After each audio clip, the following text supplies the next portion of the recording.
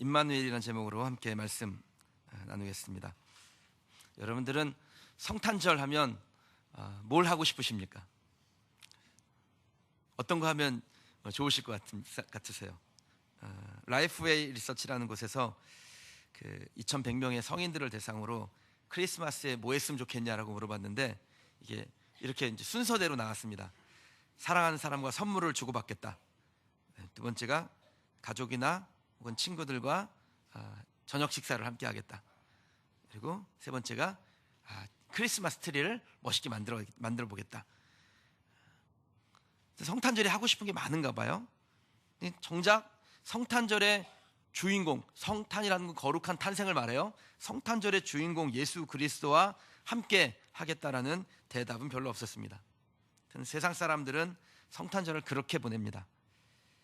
지친 몸과 마음을 위로받기 위해서 선물을 주고 받고, 그리고 또 식사 모임을 갖고, 아이들은 산타 할아버지가 주는 선물의 기쁨을 얻어보려고 합니다. 일부러 시간을 내서 반짝반짝거리는 트리를 보기 위해서 롯데백화점, 신세계백화점 이런데 물건 사러 안 가고 트리 보러 가는 사람들도 있죠. 저도 다녀왔습니다. 정말 그런 것들이 위로와 소망이 되겠습니까? 선물을 주고받고 함께 모여서 식사하고 놀고, 그러면 지친 몸과 마음이 힘을 얻고 위로받을 수 있습니까? 우리 아이들이 산타 할아버지한테 선물을 받으면 내일을 살 소망이 막 듬뿍 솟아날까요? 진정한 위로와 진정한 소망은 그런 것에서 얻어지는 것이 아닙니다. 그것이 잠시 잠깐 우리를 즐겁게 할 수 있을지 모르겠지만, 진짜는 세상 사람들이 크리스마스 때, 성탄절 때 하는 그런 것을 통해서 얻어지는 게 아니죠.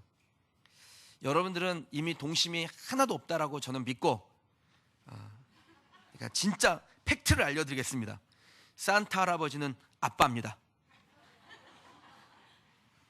우리에게 진짜 위로가 되고 소망이 될 분은 임마누엘로 우리 가운데 오신 예수 그리스도 한 분밖에 없는 줄 저는 믿습니다. 예수님만이 우리에게 완전한 평화와 위로를 주실 수 있는 분이시죠. 오직 예수님만이 우리를 다시는 목마르게 하지 않아서 세상의 것으로 인해서 갈급해하지 않도록 하시는 분이 우리 예수님인 줄 믿습니다. 오늘 제목을 우리가 임마누엘이라고 잡았는데, 이 뜻이 무엇이냐면 하나님이 우리와 함께 하신다라는 뜻입니다. 하나님의 아들이신 예수님께서 사람의 몸을 입고 이 땅 가운데 오셔서 죄악으로 인해서 죽을 수밖에 없는 저와 여러분들, 우리와 함께 하심으로 이전에는 소망 없이 살았던 우리들이 임마누엘이신 예수님으로 인하여 소망을 갖고, 그리고 세상에서 소망을 외치는 그런 소망 메신저들이 된 줄 믿습니다. 예수님 오셨을 그 당시에요, 소외되고 억압받던 이들에게 임마누엘 함께 하셔서 참 소망이 되어주신 것처럼, 지금 이 시대에 이 땅을 살아가는 저와 여러분에게도 우리 예수님은 임마누엘 하셔서 함께 하셔서 진정한 소망이 되어주시고, 세상의 것으로 채울 수 없었던 것들을 완전하게 채워주사 저와 여러분들을 이 땅 가운데서 하나님의 자녀로 복된 백성으로 살아가게 하신 줄 믿습니다. 여러분, 어떤 형편에 계십니까? 어떤 상황에서 이 자리에 나오셨다 할지라도, 아무리 절망적인 상황을 만났다 할지라도 예수님께서 임마누엘이시기 때문에 저와 여러분에게 반드시 오늘 임마누엘이신 하나님을 바라볼 때 소망을 주실 것이고, 오늘 예배를 통하여 저와 여러분들이 그 소망을 갖고 이 땅에서 승리하며 사는 하나님의 백성이 되시기를 주님의 이름으로 축원합니다. 임마누엘 하셔서 우리에게 소망 되신 예수님을 우리가 만나고 그 주님의 기쁨을, 나의 기쁨을 얻기 위해서 우리에게 필요한 것이 무엇일까요? 첫 번째는요, 그럼 하나님의 계획에 집중해 보십시오. 내 형편과 사정을 뚫어지게 쳐다보지 말고 하나님의 계획이 무엇인지를 집중해 보세요. 내가 지금 안 되고 있는 것, 부족한 것, 채워지지 않은 거기에 내 눈과 마음을 두지 마시고 하나님의 계획에 여러분의 마음을 두시길 바랍니다.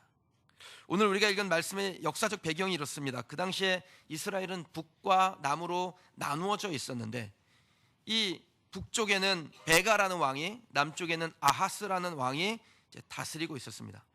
근데 이 북쪽의 베가 왕이요, 아람 나라의 군대와 연합하여서 이 남쪽 유다라는 나라를 침공한 거예요. 그럼 이 소식을 들은 아하스 왕이 얼마나 공포에 질렸는지 성경의 표현에 의하면 숲이 바람의 흔들림과 같이 흔들렸다라고 말씀합니다. 이사야서 7장 2절 말씀인데 화면으로 한번 같이 보시죠. 같이 한번 좀 읽어보실게요. 어떤 사람이 다윗의 집에 알려 이르되 아람이 에브라임과 동맹하였다 하였으므로 왕의 마음과 그의 백성의 마음이 숲이 바람의 흔들림같이 흔들렸더라. 여러분, 어려운 일을 만나면 숲이 바람의 흔들림과 같이 흔들리는 게 사람의 마음이에요. 저나 여러분이 안 그럴 것 같습니까? 어려운 일 만나면 안 흔들릴까요? 어려운 일 만나면 저나 여러분의 마음이 흔들립니다. 숲이 바람의 흔들림처럼 그냥 사시나무 떨듯이 떠는 거예요. 이 거대한 군대 앞에서 예루살렘 성이 곧 무너지겠구나, 내가 죽을 수도 있겠구나, 그 두려움에 아하스 왕이 그냥 숲이 바람의 흔들림과 같이 흔들려 버렸습니다. 하나님께서 지켜보고 있으실 수가 없어서 이사야 선지자를 그에게 보내서 평안의 메시지를 주세요. 오늘 우리가 읽은 본문의 말씀이 바로 이사야 선지자가 전한 평안의 메시지였습니다. 그런데 이 아하스 왕이 하나님이 보내신 그 하나님의 음성 듣는 것보다 자신의 위기를 극복하기 위해서 사람의 소리 듣는데 앞장서요. 아수르와 동맹을 맺어서 위기를 넘겨보려고 합니다. 주변에 있는 사람들이 왕이시여, 이 위기는 이렇게 넘길 수 있습니다, 저렇게 넘길 수 있습니다 하니까 사람의 말을 듣고 하나님께 도움을 청하기를 거절합니다. 이사야 선지자가 간곡하게 영적인 조언을 하며 약속의 징조를 구하면 하나님께서 그 징조를 보여주시리라. 너는 내 하나님 여호와께 한 징조를 구하되 깊은 데서든지 높은 데서든지 구하라. 이렇게 권고했음에도 불구하고 아하스가 하나님의 음성 듣기를 원치 않습니다. 인간의 방법으로 위기를 넘겨보려고 합니다. 더 큰 위기가 될 아수르란 나라를 끌어들여 가지고요, 그 위기를 넘어보려고 합니다. 하나님의 계획에 귀를 기울이지 않는 사람이었습니다. 하나님의 계획은 뭡니까? 아하스가 잘 되는 거예요. 유다 나라가 잘 되는 것입니다. 언제나 함께 하시는 임마누엘의 하나님의 계획이 하나님이 이 아하스와 유다 나라를 향한 계획이었습니다. 그런데 하나님의 계획에 귀를 기울이지 않고 하나님의 도움을 구하지 아니하니까 그 결과가 어떻게 돼요? 비참한 인생으로 끝납니다. 사랑하는 여러분, 하나님이 말씀 주실 때 하나님의 말씀에 귀를 기울인 여러분 되시길 주님의 이름으로 축원합니다. 언제 하나님이 저에게 말씀을 하셨어요? 지금 말씀하시죠. 하나님 지금 여러분에게 말씀하시지 않습니까? 두렵고 떨리고 문제를 만나고 갈급한 심령인 여러분에게 하나님께서 내가 너희에게 임마누엘로 함께 하리라 말씀하시잖아요. 여러분이 새벽마다 기도하실 때마다, 성경을 펴서 읽으실 때마다 하나님께서 말씀하고 계십니다. 지금은 내 방법대로 하면 잘 될 것 같은데, 그렇게 해야 위기라도 넘길 수 있을 것 같은데, 여러분, 그렇게 해서 사람들의 말을 따라가서 더 초라하게 되는 경우가 많습니다. 이 사람 저 사람 이야기 듣고 그래, 이 길로 가야겠다, 저 길로 가야겠다 따라가 봐야 처음에는 잘 되는 것 같은데 나중에 가서 계산해 보면요, 아무것도 남지 않고 도리어 미치는 경우가 많아요. 여러분, 앞으로 남고 뒤로 미치는 일은 하지 마세요. 앞에서는 남는 것 같은데 뒤에서 마지막에 보니까 하나도 남아있지도 않고 손해나는 그런 삶을 살지 마십시오. 지금 당장은 하나님의 말씀대로 순종하면 뭔가 좀 안 될 것 같고 부족할 것 같아도 좀 그 말씀대로 순종하여 가는 사람의 나중은 크고 창대할 줄 믿습니다. 몸축나는 일 하지 마십시오. 하나님의 음성 안 듣고 사람의 음성 듣고 가봐야 몸이나 축나는 거예요. 하나님의 음성 듣고 가는 사람에게는 하나님께서 평안과 기쁨과 자족함을 주실 줄 믿습니다. 하나님은 사랑하는 그의 백성들에게 누구나 임마누엘로 임재하세요. 늘 함께 하고 싶어 하십니다. 그게 하나님의 계획입니다. 그 하나님의 도움을 받으려면 여러분 조건이 있습니다. 하나님이 우리를 향하여 계획을 가지고 계시다는 걸 믿는 거예요. 여러분들이 사형리로 전도할 때 제일 먼저 하는 말이 뭡니까? 하나님은 당신을 향하여 놀라운 계획을 가지고 있습니다.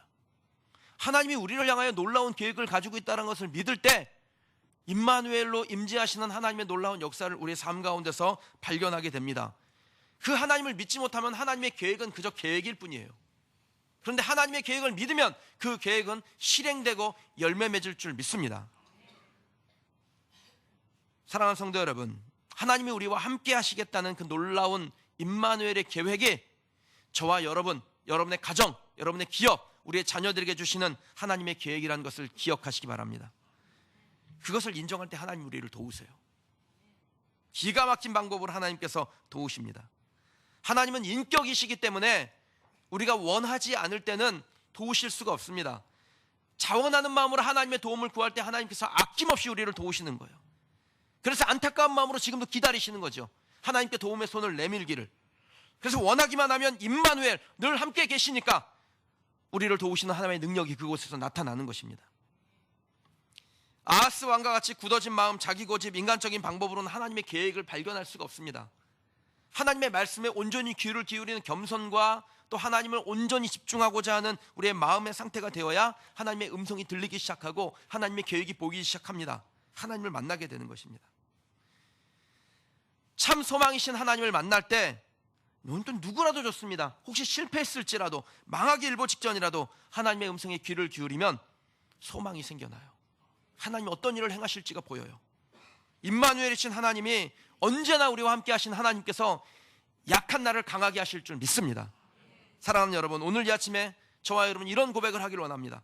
우리에게 임마누엘이신 예수님께 나를 맡겨드리니 마음껏 일해주세요. 놀라운 일을 행해주세요. 지금 당장은 내 마음에 들지 아니하고 사람들에게 웃음거리가 됐는지 모르겠지만, 그러나 하나님은 임마누엘로 내게 머물고 계시는 주님이시니 주님께 맡겨드릴 테니 놀라운 일을 행해주세요. 저와 여러분이 하나님의 계획을 듣고 하나님께 우리의 일생을 맡기는 임마누엘의 능력을 경험하는 성도들이 되시길 주님의 이름으로 축원합니다. 임마누엘 하사 우리에게 소망 되신 예수님을 만나기 위해서 우리에게 무엇이 필요할까요? 두 번째는요, 예수님을 기뻐하십시오. 여러분, 예배 오실 때 이 예배 드리는 게 기쁨이셨습니까? 예수님이 기쁨이셨습니까? 이사야 선지자는 아하스 왕에게 기쁨의 소식을 전하였습니다. 근데 이 왕이요, 하나님의 음성에 귀를 기울이지도 않고 그 소식을 기뻐하지도 않아요. 도리어 하나님을 시험하지 않겠다고, 난 하나님의 은혜를 시험하는 사람이 되지 않겠다고 도리어 그 은혜를 거부합니다. 긍휼을 베풀고 은혜를 베풀시기를 원하는 하나님의 마음이 얼마나 아프셨겠어요. 사랑하는 여러분, 혹시 저나 여러분이 아하스 왕처럼 내가 너와 함께 하겠다, 내가 너와 동행하겠다, 임마누엘로 너와 동행할 테니 내가 놀라운 너를 향한 놀라운 계획을 가지고 있으니 내게 나오라, 내게 구하라 말씀하실 때, 주님, 그건 제 스타일이 아닙니다. 저는 제 능력으로 한번 해보겠습니다. 보란듯이 일어나 보겠습니다. 혹시 이렇게 살진 않습니까? 기쁨의 소식이 들려왔는데 그것을 기뻐하지도 않고 하나님의 은혜를 구하지도 않는다면, 여러분, 하나님의 은혜를, 하나님의 그 기뻐하시는 일을 경험할 수 없습니다. 아하스 왕은 이사야가 전하는 임마누엘의 예언을 전혀 기뻐하지 않았습니다. 하나님이 보여주신 소망의 징조임에도 불구하고 임마누엘의 그 탄생을 거부하는 사람이었습니다. 그래서 그의 인생이 그렇게 망하게 되는 것이죠. 여러분, 똑같은 소식을 들어도 어떤 사람은 기쁨으로 받고 어떤 사람은 그렇게 하지 못합니다. 예수님의 오심도 의심의 눈으로 보면 한없이 의심스러운 거고 거짓말처럼 들리고요, 믿기로 작정하면 그 예수님의 탄생이 내게 기쁨이고 감격이고 감사고 하나님의 놀라운 능력인 줄 믿습니다. 지금은 작고하신 그 구봉서 코미디언 구봉서 장로님, 참 믿음이 좋으셨던 분이셨어요. 이분이 교회에서 부흥회를 이제 열었는데 강사로 오신 목사님께서 예수님께서 성령으로 잉태되셔 동정녀 마리아에게 탄생하셔서 우리 모든 인류의 죄악들로부터 우리를 구원하셨다라는 그 말씀을 딱 전하고 계셨습니다. 근데 요셉과 마리아가 동침하지 아니하고 정혼한 상태에서 예수 그리스도가 동정녀 마리아에게 탄생했다. 왜냐하면 예수님은 완전한 인간이셔야 되는데, 그러니까 즉 사람이면서 죄가 없으셔야 되는데, 그래서 사람에게서 태어나셔야 되고 그리고 죄가 없으셔야 되기 때문에 성령으로 잉태되셨다, 이 진리를 전하는데, 그 교회에서 똑똑하기로 소문난 한 대학 교수가요, 목사님에게 이제 딴지를 걸었어요. 목사님, 어떻게 요셉과 마리아 사이에 아무 일도 일어나지 않았는데 손만 잡았는데 어떻게 아이가 생길 수 있습니까? 과학적으로 도저히 이건 이해할 수 없는 일입니다. 그러니까 목사님이 이제 난감하신 거죠. 그래서 이게 과학적으로 설명할 수 없는 일이나 예수님이 성령으로 잉태되어 인간의 몸을 입으셔야, 그래야 죄가 없는 인간이 되시기 때문에 하나님께서 그렇게 계획하셔서 일을 행하신 것입니다, 이렇게 설명을 하는데 이 대학 교수가 그래도 아니 그래도 그렇죠. 마리아하고 요셉하고 아무 일도 일어나지 않았는데 어떻게 아이가 생깁니까? 무슨 일이 일어났으니까 아이가 생겼겠죠. 그러니까 그렇게 듣고만 계시던 구봉서 장로님이요, 그 교수를 향해서 이렇게 소리를 빽 질렀습니다. 지 서방이 아니라는데 네가 왜 지랄이야.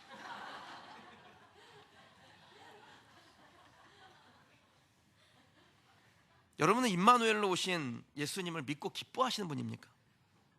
예수님의 탄생을 믿으십니까? 예수님께서 우리의 죄를 위하여 동정녀 마리아를 통하여 이 땅 가운데 오셔서 죄가 없는 인간, 유일한 죄가 없는 사람이 되신 것을 믿으십니까? 그리고 그것을 기뻐하십니까? 그것을 기뻐할 때 우리에게 임마누엘의 은혜가 나타나는 것입니다. 예수님의 탄생 소식을 들었던 헤롯 왕은요, 그 예수님의 탄생 소식이 기쁨이 아니었어요. 그래서 질투와 두려움 때문에 예수님을 죽이려고, 예수님이 태어났다는 소식을 들었을 때부터 2년 전까지를 거슬러서 모든 아이들을 죽였습니다. 분명히 기쁨의 소식인데 그것을 기쁨으로 받지 못하는 거예요. 그러니까 평생을 두려움과 불안 가운데 벌벌 떨다가 인생을 망치는 사람이 됐습니다.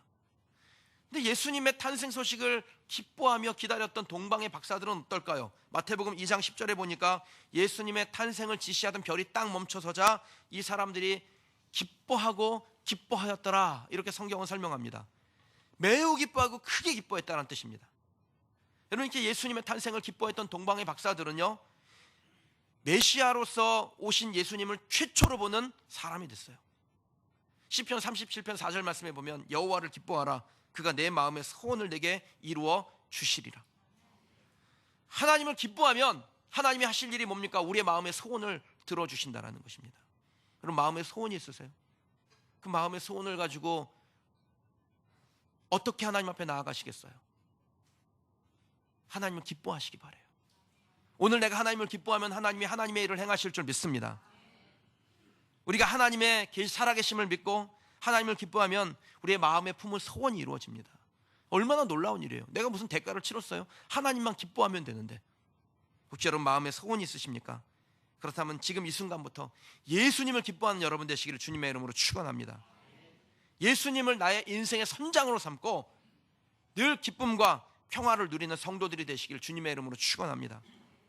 거센 파도가 몰아치는 그 바다 위에 여객선이 하나가 지나가고 있는데 파도가 얼마나 거센지 위태위태한 거예요. 승객들이 객실에서 머물면서 이러다가 배가 침몰하는 거 아니야? 막 두려워서 삼삼오오 모여서 벌벌 떨고 있는데, 우리가 이 파도를 지나서 살아날 수 있는지 선장에게 한번 물어보십시다. 그래서 대표로 한 사람을 뽑아서 선장에게 보냈는데요, 그 갑판을 지나가지고 선장을 만나러 갔는데 막 비바람이 치니까 소리가 들리질 않는 거예요. 선장님 선장님 불러도 대답이 없어요. 그냥 창을 두드리니까 선장이 무슨 소리가 나나, 그리고 이렇게 돌아봤는데 승객 하나가 와가지고 막 문을 두드리는 거예요. 뭐라 그러는데 들리지가 않습니다. 그런데 이 선장이 승객을 바라보면서 빙그레 웃어줬어요. 그랬더니 승객이요, 다시 사람들에게 하는 말이, 걱정들 하지 마세요. 모든 일이 잘 되고 있습니다. 선장님 얼굴을 봤는데 환하게 웃고 계셨습니다. 여러분, 우리가 일생을 살면서 수없이 파도를 만나는데 그 파도를 헤쳐나갈지 아니면 거기서 고꾸라질지 웃지 않습니까? 그런데 우리 인생의 선장이 예수님이시라면, 소망이신 예수님이시라면, 여러분, 우리는 그 파도를 내가 헤쳐나갈지 안 나갈지는 모르겠지만 내 인생의 선장님이 예수님이시라면 그 예수님 반드시 우리를 안전하게 인도하실 것이고 소원의 항구로 우리를 데리고 가시리라 믿고 담대하고 기뻐할 수 있는 것이죠. 지난 주간에 제가 41억 빚쟁이가 됐습니다. 이상배 장로님이 자기 빚을 나한테 떠넘겨가지고, 제가 교회 대표자니까 대표자 인감 내고 대표자 인감 도장 찍어가지고 저한테 다 넘어왔어요. 여러분, 숫자만 생각하면 잠을 못 잘 일이에요. 그런데 저는 이렇게 생각해요. 하나님께서 행하시는 일 어련히 하나님이 알아서 잘하실까? 하나님께서 믿음의 가족들을 함께 묶어주시고 하나님께서 하실 일이 있으니까 그 일을 행하시지, 하나님께서 내 인생의 선장이시고 우리 교회의 선장이신데 내가 왜 발을 동동 구르고 두려워할까? 하나님이 알아서 하시지.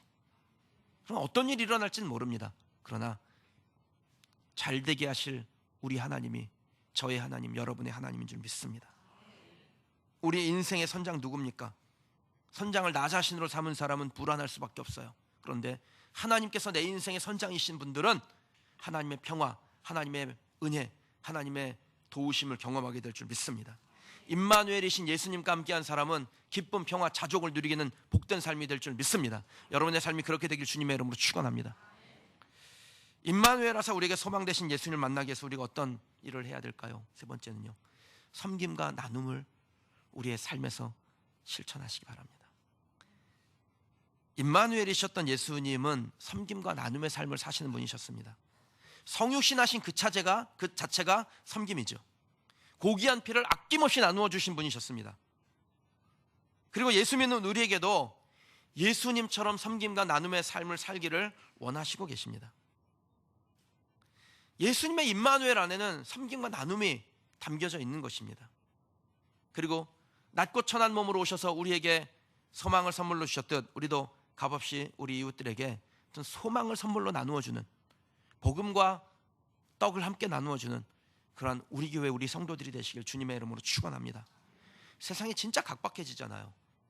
최근에 뉴스에서 자선단체들이 기부를 받아가지고 막 요트 타고 다니고 막 자기들끼리 흥청망청 호화롭게 썼다 그래서 진짜 가난한 사람들이 도움을 받아야 되는데 더 도움을 못 받고 있는 실정이 됐습니다. 우리들도 혹시 우리가 기부한 것이 잘못 쓰일까 봐 나누는 것을 미루고 있는 실정입니다. 그러니까 어떻게 해야 될까요? 구더기가 무서워서 장을 못 담그는 것을 계속 해야 됩니까? 아니면 구더기가 무섭더라도 장을 담그고 구더기를 건져내야 됩니까? 그럼 우리까지 세상의 방식으로 살면은 진짜 세상에 소망이 없어지는 겁니다. 예수 그리스도가 세상의 소망이요 선물이 될 수 있도록 믿는 저와 여러분들이 먼저 예수님처럼 사는, 그래서 이 세상을 따뜻하게 만드는 하나님의 백성들이 되시기를 주님의 이름으로 축복합니다.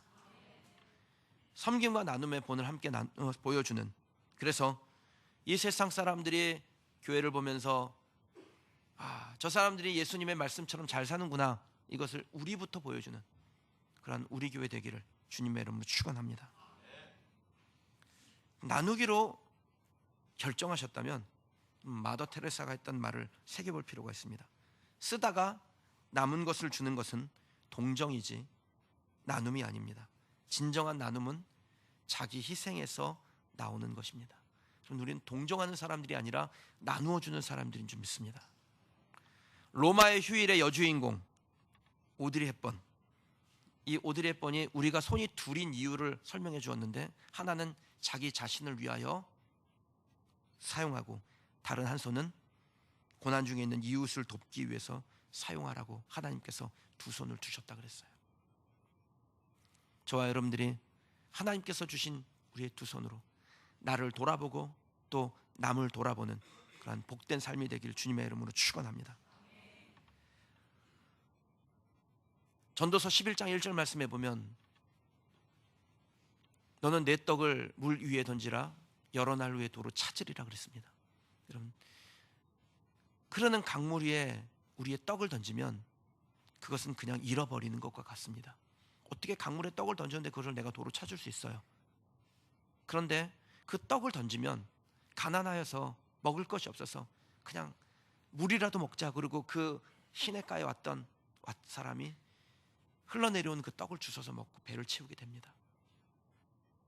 그리고 하나님은 그 일을 행한 믿음의 사람에게, 도로 주실 것을 믿고 그 일을 행한 사람에게 하나님이 돌려주시는 거예요.